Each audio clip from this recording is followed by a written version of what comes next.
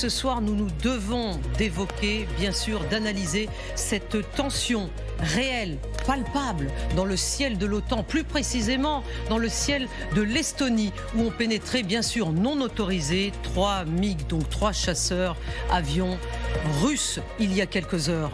Nous ont rejoint sur ce plateau pour en parler Xavier Titelman. Bonsoir Xavier. Bonsoir. Titelman. Vous êtes ancien aviateur militaire, spécialiste aéronautique et défense. Alexandre Melnik, bonsoir. Bonsoir. Vous êtes professeur de géopolitique à l'ICN Business School, ancien diplomate russe. Lucas Manger, merci d'être là ce soir. Vous êtes grand reporter, spécialiste des zones de conflit, auteur et réalisateur. Et enfin, nous avons le plaisir d'accueillir ce soir Aline Lebaille-Crémer, journaliste. Vous êtes journaliste, cofondatrice du collectif Stand with Ukraine. Est-ce que j'ai cité Michel Goya? Non. Ah, voilà, j'allais y venir. Michel Goya, bien sûr, colonel Michel Goya, vous êtes consultant militaire LCI. Bonsoir Anne. Après les drones, Xavier Titelman, nous avons droit à des avions. Alors, est-ce qu'il y a une suite logique? À quel jeu joue Moscou? Et est-ce que les Russes ont déjà été aussi loin? Ils ont déjà été plus loin, mais on a fait moins attention. Vous voulez dire, ça s'est déjà passé? Même la Pologne, là, le 19 drones, la Pologne, c'était la 4e violation avec des avions et des aéronefs. Ça, c'est cette semaine. Déjà depuis le début de la guerre. Il y a quelques jours.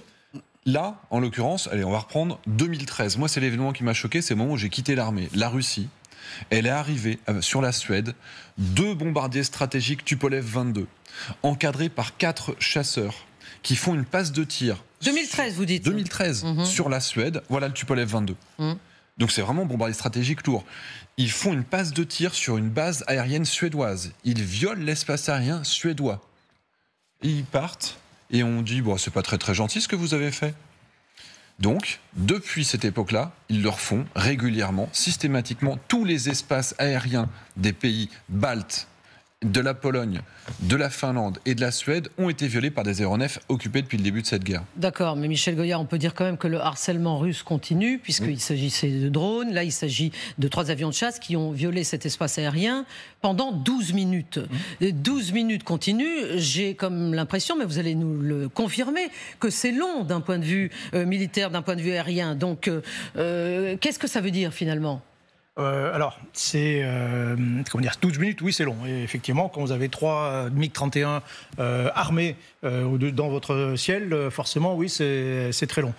Et en même temps, c'est pas une attaque. C'est-à-dire qu'encore une fois, tout ça est bien calculé, c'est bien dosé à chaque fois. Les drones, là, c'était pas n'importe quel drone, mais c'était une attaque quand même. Il y a eu des dégâts, il y a eu des choses comme ça. Là, d'une certaine façon, c'est le niveau au-dessus, puisque vous avez des avions de combat avec des êtres humains qui pénètrent dans le ciel.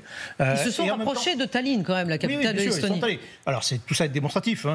Si c'est des MiG-31, c'est pas pour rien. C'est des avions hyper rapides. Ils sont là. C'est pas des avions d'attaque au sol. Ils étaient là juste. Donc, ce sont des avions choisis pour cette opération. C'est le porteur du Kinzhal. Oui, non, voilà. Il n'y a pas besoin d'aller en Estonie pour tirer le Kinzhal sur l'Estonie. Alors oui, on précise que donc le Kinzhal, c'est ce missile hypersonique russe. Donc ces avions MiG-31 peuvent transporter des Kinzhal. Donc effectivement, en les utilisant, c'est aussi pour semer le doute. Oui, sachant qu'encore une fois, ce n'est pas des avions d'attaque au sol, ce sont des intercepteurs. Leur principale caractéristique, c'est qu'ils peuvent aller très haut et très vite. Ils peuvent voler, ils peuvent dépasser Mach 3 sur de brèves périodes. Ce qui montre bien que ce n'est pas un hasard, quoi. Ils sont là pour aller très vite, pour échapper éventuellement à une interception, à une chasse très rapide. Le F-35, il vole à Mach 1,6. Donc il laisse sur place les MiG-35, les F-35 qui ont décollé. Donc c'est bien choisi, comme toujours.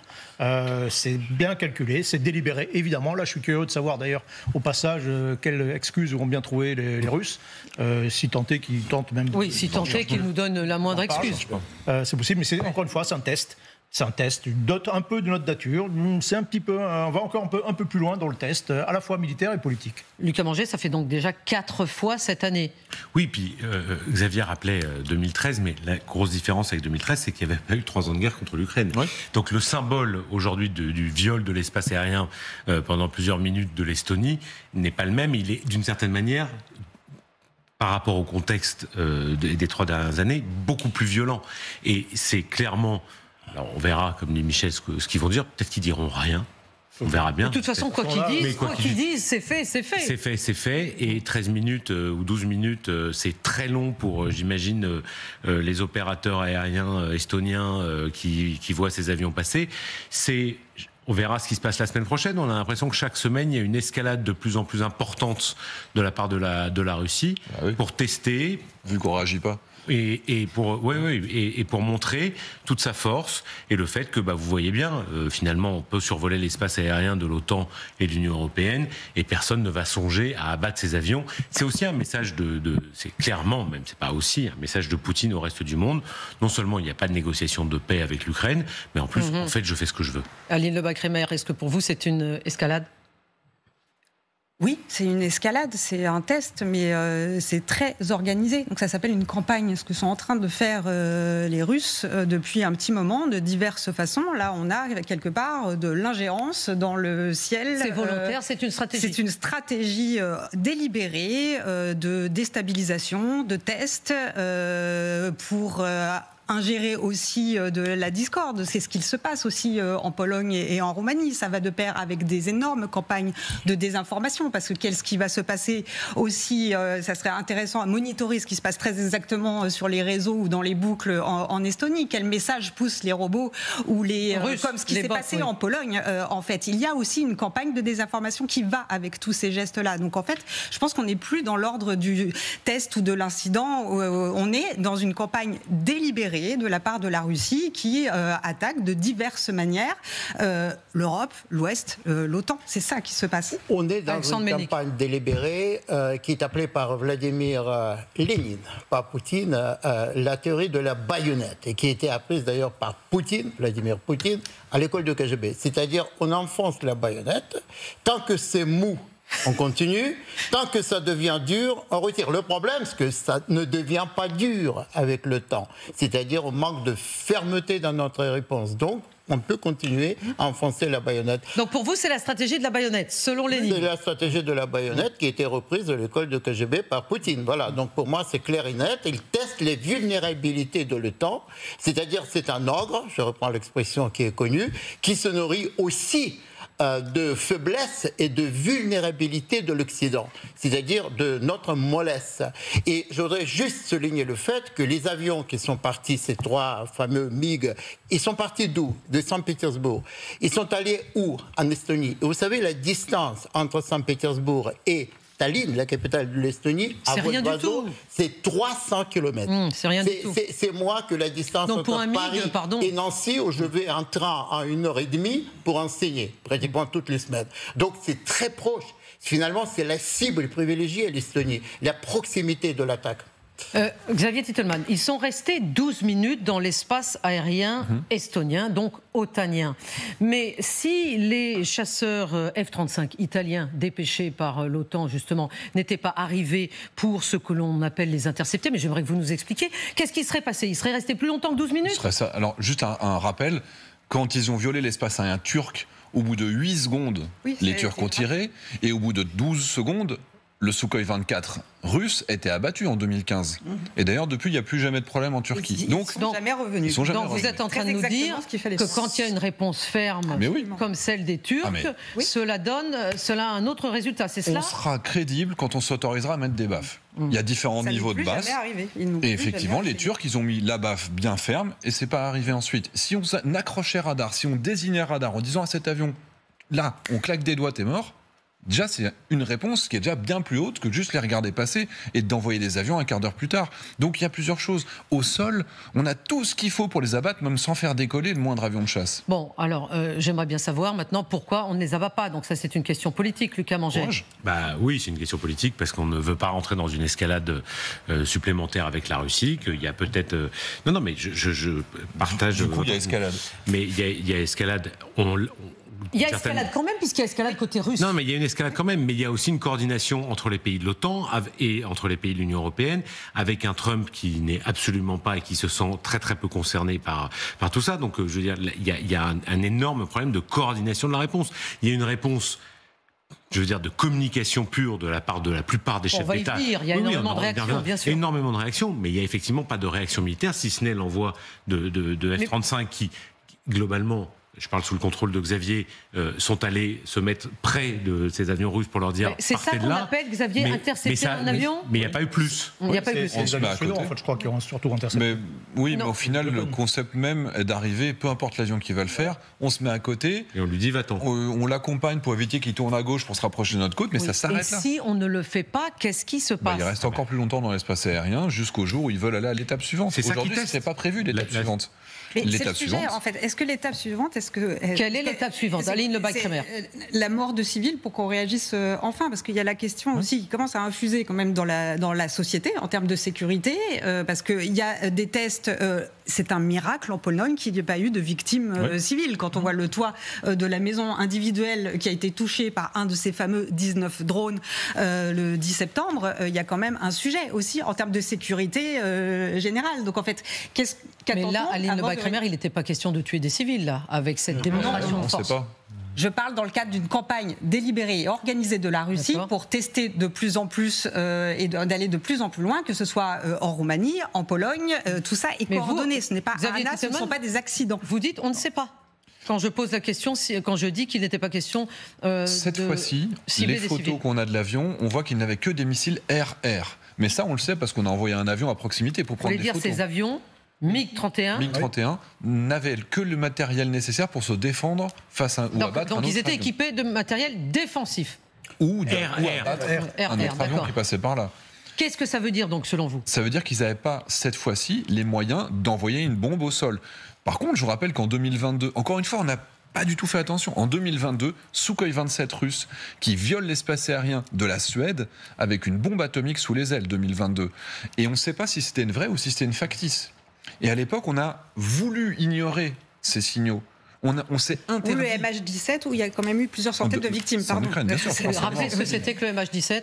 Un avion qui a été de ligne, qui a été abattu en juillet 2014, qui a été donc abattu par les Russes avec des civils à l'intérieur. Donc il y a eu une enquête internationale qui a mis des années avant d'aboutir à ce que tout le monde savait déjà, c'est-à-dire qu'il a été abattu par la Russie. Mais c'est ce genre de choses que les Russes sont capables de faire. Ce que vous êtes en train de nous dire, c'est que les Russes n'hésitent pas à abattre, à agir fermement. Les Turcs aussi, et que nous ne le faisons pas, Alexandre Ménis. Et justement, les Russes n'hésitent pas à abattre. Je voudrais rappeler quand même, faire un rappel historique de 1983. Les Soviétiques avaient abattu un avion sud-coréen sans aucune sommation, hésitation, etc. Tout simplement parce que cet avion, qui était d'ailleurs un avion civil, aurait violé, ça reste à prouver, la frontière russe. Donc, c'est-à-dire, il faut respecter la loi. Tout aéronef qui viole la frontière d'un pays étranger doit être abattu. Ça, pour moi, c'est clair et net, parce que c'est le respect de la loi, qui est aujourd'hui d'ailleurs un péril. Et dernière chose, ça pose aussi la question de la rapidité de la réaction de l'OTAN. Parce que regardez, l'Estonie, qui est un avant-poste, en première ligne face aux dangers russes, n'a pas d'avion de combat. Donc, c'est-à-dire les Estoniens ont dû faire appel aux bombardiers italiens, tout simplement parce que c'est le principe de rotation à l'OTAN, et donc c'est l'Italie qui a envoyé ces avions, à mon avis, avec beaucoup de retard. En fait, c'est juste aussi pour faire apparaître la différence de façon d'agir des Russes face à nous. Les Russes, dans les espaces aériens légaux, dans lesquels on a le droit de se trouver, ils vont tirer sur un hélicoptère allemand dans la mer Baltique. Ils vont tirer avec un missile sur un avion anglais RC-135. Heureusement, le missile n'avait pas fonctionné sur la mer Noire. Ils vont aller attaquer et détruire un drone qui vole dans les espaces aériens, y compris les nôtres. Ils vont accrocher radar l'avion français Atlantique 2 dans les endroits où on a le droit d'être. Et nous, même dans les endroits où on a la légitimité, le droit avec nous, on les regarde, on va peut-être convoquer l'ambassadeur et on ne fait rien. Donc ils iront plus loin. Ce que vous pensez de cette faiblesse, Xavier Titelman. C'est cette faiblesse qui leur donne le blanc-seing pour aller plus loin et qui est, en fait, encore une fois, comme objectif, de nous faire peur. L'objectif, c'est de dire... Mince, mais vu qu'ils osent faire ça, c'est qu'ils sont vraiment plus forts que nous. La réalité, c'est qu'en dans le domaine aérien... Mais est-ce que vous ne trouvez pas tout de même, Xavier Titelman, que oui, ils sont peut-être plus forts que nous dans ce domaine-là, c'est-à-dire celui pour nous faire peur? Dans la guerre hybride, il n'y a aucun doute. Ils sont très malins. Dans la guerre réelle aérienne, ils tiennent 4 minutes. Il n'y a aucune chance... Mais sauf qu'il n'y a pas de guerre réelle aérienne, puisqu'il n'y en a pas. C'est bien pour ça que si on leur met un vrai coup d'arrêt, ils n'iront pas plus loin. Alors écoutons justement ce que dit à ce propos la haute représentante des affaires de l'Union étrangère de l'Union européenne, Kaja Kallas, à propos de la faiblesse européenne. De notre côté, nous considérons que nous ne devons montrer aucune faiblesse, car la faiblesse incite la Russie à en faire davantage. Et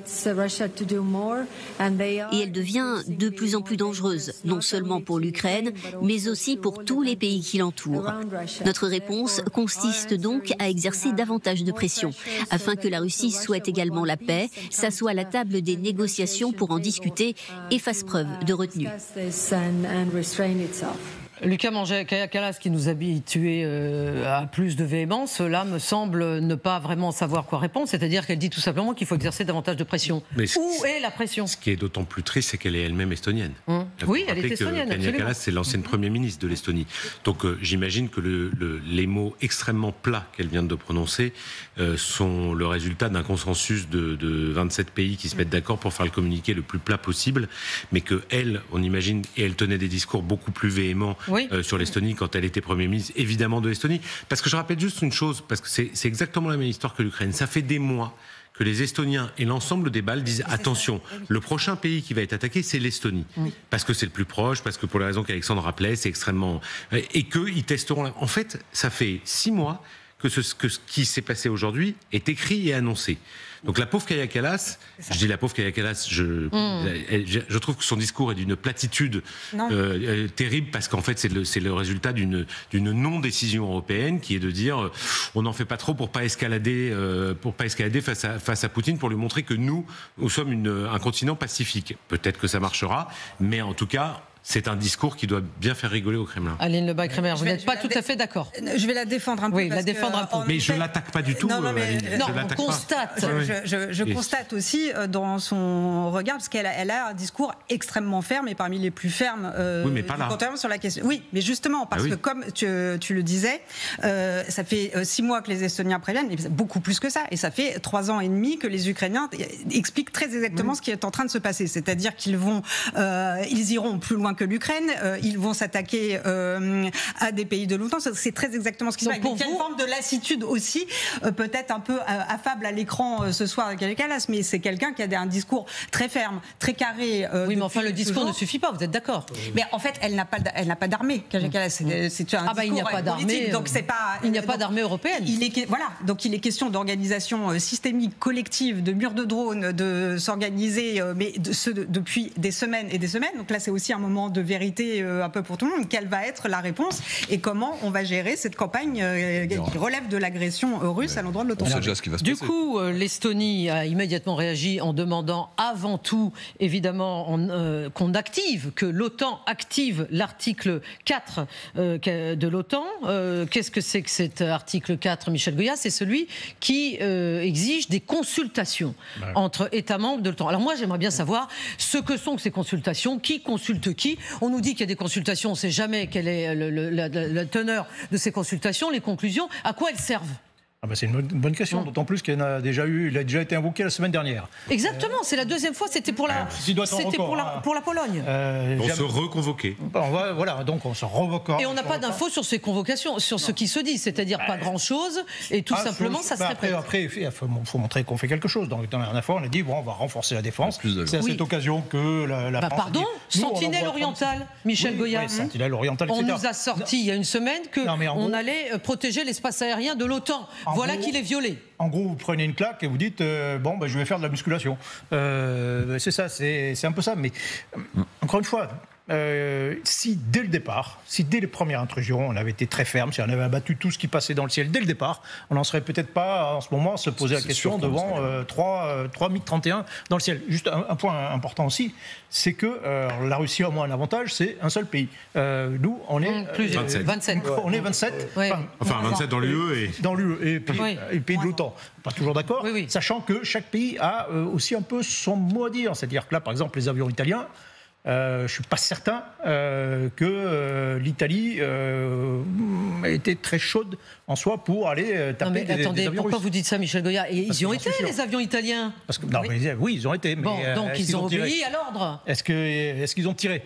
Non. Ah, Est-ce qu'ils ont tiré parce que expliquez-moi cette procédure. Donc, pour faire en sorte que des avions qui sont là où ils ne devraient pas être, ce qui a été le cas de ces avions russes dans le ciel de l'Estonie, que doit-on faire? Donc, quand on dit qu'on les escorte en dehors de notre espace, que doit-on faire? Un bon avion, c'est-à-dire pas le F-35, serait capable de décoller beaucoup plus vite déjà. C'est-à-dire que nous, le standard, c'est moins de 8 minutes. Néanmoins, on sait décoller en moins de 8 minutes. Pas le F-35, c'est-à-dire le F-35 est très long à mettre en œuvre. Un Mirage 2000, un Rafale, c'est décoller en moins de 8 minutes. Donc déjà, attendre un quart d'heure pour décoller, pour aller voir l'avion, c'est déjà très long, d'après les standards français qui sont prêts à avoir ce qu'on appelle une permanence opérationnelle. Donc théoriquement, on dit qu'en moins de 10 minutes, on devrait déjà être en train de raccompagner cet avion si on choisit de rester à côté de lui pour dire que c'est pas gentil d'être là. Mais si on décide de légitimement l'abattre comme les Turcs l'ont fait, dès qu'il est dans l'espace aérien, 10 secondes plus tard, il y a des missiles qui partent du sol et qui tirent. Et puis quand ces avions, on voit qu'ils commencent à sortir de la Russie pour s'engouffrer au-dessus de la mer Baltique, en réalité, on devrait déjà faire décoller nos avions à ce moment-là. Il ne faut pas attendre qu'ils violent nos espaces aériens pour s'activer. Ils voyaient à peu près où ils allaient. Ben oui. Je veux dire, les radars voyaient à peu près vers où ils se dirigeaient. Bien sûr. En tout cas, le secrétaire général de l'OTAN, Marc Rutte, je le cite, s'est exprimé.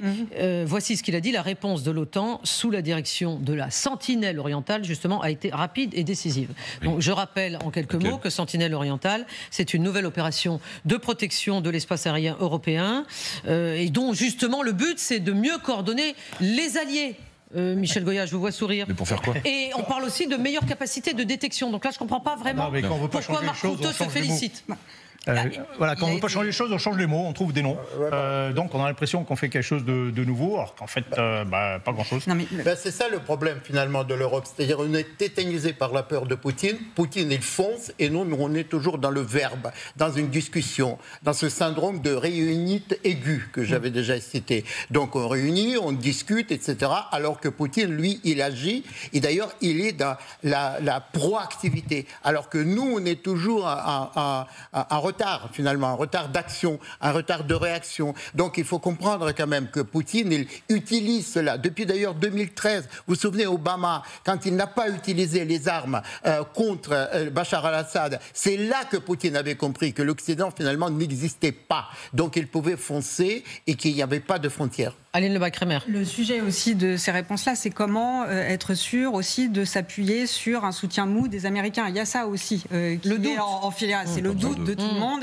Et le sujet, c'est quand est-ce que ces forces de ceinture Alexandra vont pouvoir s'engager ou faire vraiment des choses sans les Américains. C'est ça, en fait. C'est la nouveauté quand même de ces nouvelles organisations et nouveaux établissements de systèmes de défense, de tout ce qu'on veut avec tous les noms qu'on veut. En fait, le sujet, c'est est-ce que on s'appuie sur un allié fiable qui serait les États-Unis et qui, a priori, il ne l'est pas, ou en tout cas, il y a un énorme doute pour beaucoup de gens. Et c'est ça aussi qui a pu paralyser les Roumains il y a quelques jours et qui peut paralyser beaucoup de réactions possibles normalement.